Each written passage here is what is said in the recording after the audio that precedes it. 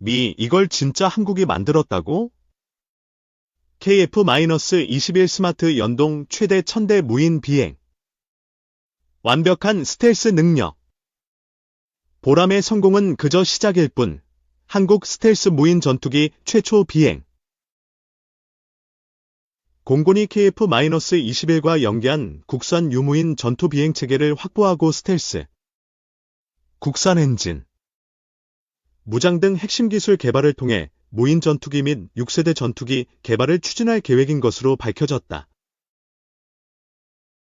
김지용 한국항공우주산업 미래융합기술원장은 6일 오후 서울 여의도 국회의원회관에서 새로운 위협과 항공우주력 발전 방향이란 주제로 열린 항공우주력 발전 세미나에서 이와 같은 내용을 발표했다.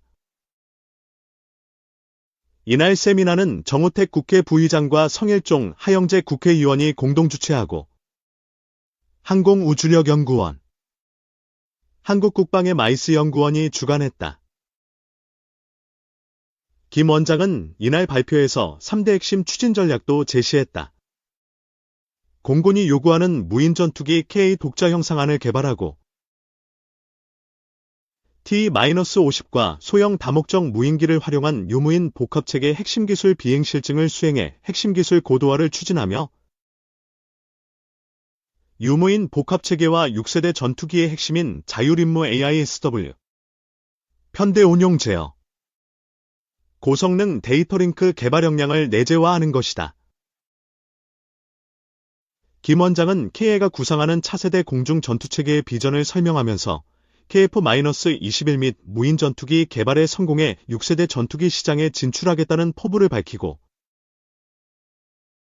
앞서 언급한 3대 핵심 추진 전략의 로드맵으로 2025에서 26년 기술 실증에 이어 KF-21 블락, 6세대 전투기 개발 일정 등을 공개했다.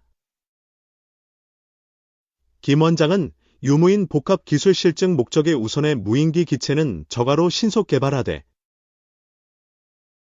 T-50 기반의 공중 통제를 실증하고 이 결과를 바탕으로 무인 전투기 운영 및 개발 요구도를 구체화해 체계 개발로 진입해야 한다고 말했다. 그러면서 이 과정에 무인 전투기의 탐색 개발 및 핵심 기술 개발을 병행해 군이 원하는 체계 형상을 구체화해 체계 개발 리스크를 줄이고 궁극적으로 현 로드맵보다 기술 성숙도를 향상시켜 전력화 시기를 앞당길 수 있다라고 강조했다. 김 원장은 KA는 고도화된 KF-21 체계 개발 역량으로 무인기, 위성 플랫폼 개발 기술 혁신을 가속화해 항공우주력 중심의 합동전 영역 미래 전장을 주도할 토탈 솔루션을 제공하는 기업으로 퀀텀 점프를 하겠다면서 세계를 향한 한국의 땅길, 바닷길은 삼성, 현대, 대우가 열었지만 하늘길 우주길은 KA가 열어나갈 것이라며 발표를 마무리했다. 이날 세미나는 조항희 국가우주정책연구센터장의 기조연설에 이어 주제 발표와 토론이 진행됐는데 김 원장 외에도 양욱 아산정책연구원 연구위원, 강경인 카이스트 인공위성연구소 연구위원,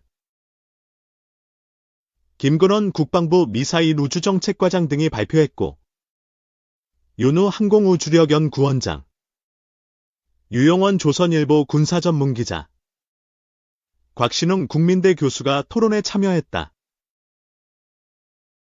먼저 우주자산의 안정과 우주사이버 역량 확보로 지속가능한 우주력 운용이란 주제로 기조연설을 한 조 센터장은 우주 선진국들처럼 민간 기업이 위성 설계 단계부터 우주사이버에 대비할 수 있도록 가이드라인 마련과 함께 위성의 안전을 지킬 수 있는 초격차 기술 개발과 실증을 민군이 협력해 추진하는 프로그램이 필요하다고 강조했다. 이어진 주제 발표에서 양욱 박사는 우주 사이버 전자기파 영역의 상대적 우위를 통한 전쟁 억제가 필요하다고 말했고 강경인 박사는 뉴스페이스 시대의 민, 관, 군 기술 개발 협력을 위해 양산 물량이 많은 국방 기술 개발에 민간 기업이 들어갈 수 있는 방안 마련이 필요하다고 주장했다. 또 김근원 과장은 국방부가 추진하는 우주 전략에 대한 전반적인 내용을 소개했다. 이날 세미나를 후원한 강구영 K사장은 축사를 통해 우리나라는 아시아, 유럽을 넘어 항공우주 메이저 리그인 미국의 T-5500여 대 수출을 하기 위한 야심찬 계획을 추진하고 있다며 미국 사업이 성사되면 그 자체로 50조 원 규모 수주일 뿐만 아니라 해외 고등훈련기 및 경전투기 시장에서 50% 이상의 지배력을 갖게 될 것이라고 말했다. 인도. 다음 달 미국과 무장 드론 31대 구매 계약 체결. 인도가 대형 무장 드론 31대를 들여오는 계약을 다음 달 미국과 체결할 것으로 보인다. 일간 타임스 오브 인디아는 15일 국방 소식통들을 인용해 인도 국방부가 최근 계약 협상을 마무리해 계약 체결을 위한 마지막 절차로 나렌드라 모디 총리 주최 내각위원회의 승인만 남겨놓은 상태라고 보도했다. 이 같은 진전은 모디 총리가 중국을 견제하기 위한 안보여부체 쿼드 정상회의 참가를 앞두고 이뤄진 것이다. 쿼드 정상회의는 오는 21일 미국 델라웨어주 일밍턴에서 조 바이든 대통령 주최로 개최된다. 한 국방 소식통은 계약은 다음 달 중순 체결될 것으로 보인다면서 구매 비용과 드론 정비시설 확보 등에 대한 문제들이 어려운 협상을 거쳐 타결됐다고 말했다. 계약은 인도가 미국으로부터 전투기 크기의 무장 드론 MQ-9B31대를 39억 달러, 약 5조 2천억 원에 구매하는 내용을 담는다. 또 미국 측이 직접적인 기술 이전은 하지 않지만 드론 제조 미 군수업체인 제너럴 아토믹스가 인도 업체들의 드론 부품 30% 제조 하청을 준다는 내용도 포함된다고 한다. 인도 측은 향후 2에서 3년 안으로 천인도 물량을 넘겨받길 희망하는 것으로 전해졌다. 인도 측은 드론을 인수하면 인도양과 접한 남부 타밀나두주 및 서부 구자라트주는 물론 중국 경계선에 맞닿은 북부 우타르 프라데시주 등지에 배치해 감시 및 정찰 임무를 강화할 방침이라고 타임스 오브 인디아는 전했다. 이러한 드론 배치는 중국 견제 의도를 담은 것이라는 분석이 나온다.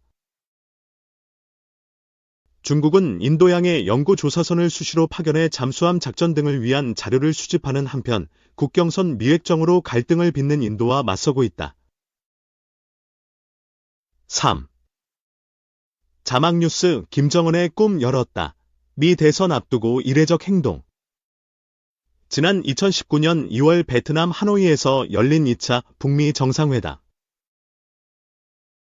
싱가포르 회담에 이어 역사적인 두 번째 비핵화 정상회담을 이어갔지만 결국 결렬됐습니다. 당시 트럼프 전 대통령은 영변 이외의 핵시설을 폐기할 것을 요구했는데 북한은 이를 수용하지 않았다고 밝혔습니다. 사람들이 모르는 부분도 있었습니다. 우리가 아는 걸 북한도 놀라는 것 같았는데? 트럼프 전 대통령이 영변 외 핵시설 폐기를 요구한 곳은 평양 외곽의 강선 등인데 2차 북미 정상회담을 결렬시킬 정도로 은밀하게 이어오던 우라늄 농축시설을 북한이 이번에 공개하면서 그 배경에 관심이 쏠립니다. 일각에선 올해 11월 미국의 대통령 선거를 거론합니다. 미국의 새 정권과 핵 협상을 재개할 경우 이미 현실이 된 핵무기를 매개로 비핵화 협상의 우위를 확보하려 할 가능성이 높다는 겁니다. 하지만 이 같은 전술은 지난 2021년 헌법보다 앞선다는 노동당 규약을 개정하고 핵무기를 앞세운 국방력 강화 방안을 제시하며 끝났습니다. 국가 방위의 기본 역량. 혁명의 주력군으로서 사회주의 조국과 당과 혁명을 무장으로 옹호, 보위하고 당시 북한은 국방력 강화 이유로 외부 위협을 내세웠지만 결국 핵무기 보유라는 큰 틀 아래서 이뤄졌다는 평가입니다.